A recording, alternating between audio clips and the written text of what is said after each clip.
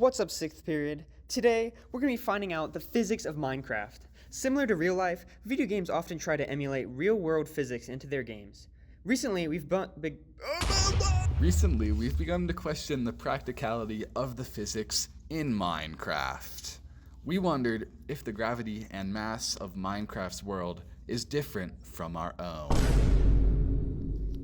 We hope to find the mass of the overworld through finding acceleration due to gravity, the mass of our subject, and the radius of the overworld.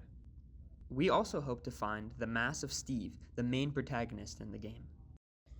Étant donné la taille étendue, presque infinie, du monde extérieur de Minecraft, nous prévoyons que sa masse sera nettement supérieure à celle de la Terre. Now I'm going to list the procedures that we used for our calculations. First, to find the mass of the overworld, we're first going to need the average radius of the overworld using the Minecraft wiki.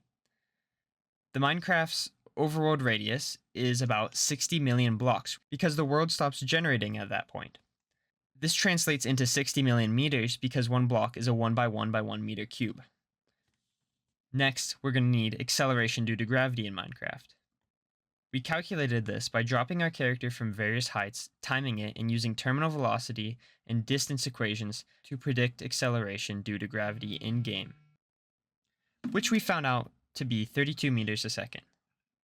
We ran our test using command blocks and scoreboard commands to output the velocity per tick, which then we had to multiply by 20 because there is only 20 Minecraft ticks in a second.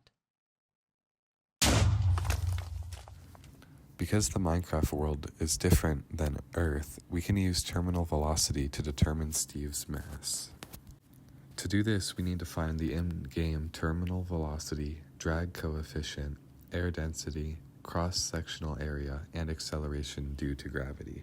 When in freefall, we observed on an in-game speedometer that Steve's maximum speed is 78.4 meters per second. We learned on the Minecraft wiki that Minecraft's drag coefficient is 0.4 meters per second. We also found that the air density is assumed to be 1.29 kilograms per cubic meter.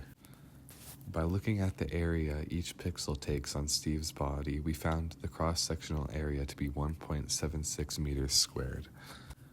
Finally, we found that the acceleration due to gravity in Minecraft is 32 meters per second squared. By rearranging the terminal velocity equation and plugging in all the values, we found that Steve's mass was 87.2 kilograms.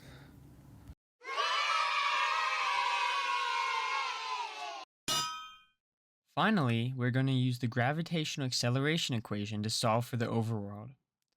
Rearrange it to solve for mass. Now plug in our variables.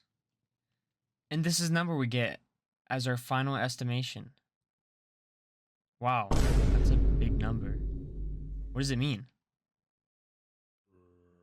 It means the overworld is 300 times heavier than Earth, comparable to Jupiter. Our overworld's mass is 1.73 times 10 to the 27th kilograms, whereas the mass of the Earth is 5.972 times 10 to the 24th kilograms. What a significant difference.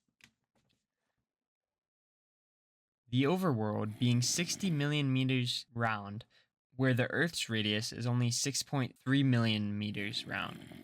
That's 5 times smaller than the overworld. The overworld is similar to the size of Saturn, which would make it the second largest planet in our solar system. Except the overworld is flat. What are some errors we made while making our calculations? First of all, we assumed density. It may not have been accurate to use Earth's density for the same as the overworld, as we've proved that Minecraft's world is significantly different than our own. This includes an extensive amount of caves, which may weigh in on the density factor.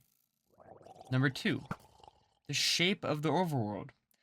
Given that Minecraft is an expansive, flat terrain, this world cannot be a sphere. For research and practical purposes, we assumed that the world was a sphere. However, the true calculated physics of Minecraft do not align with real life because of this factor. Thanks for watching and have a good summer.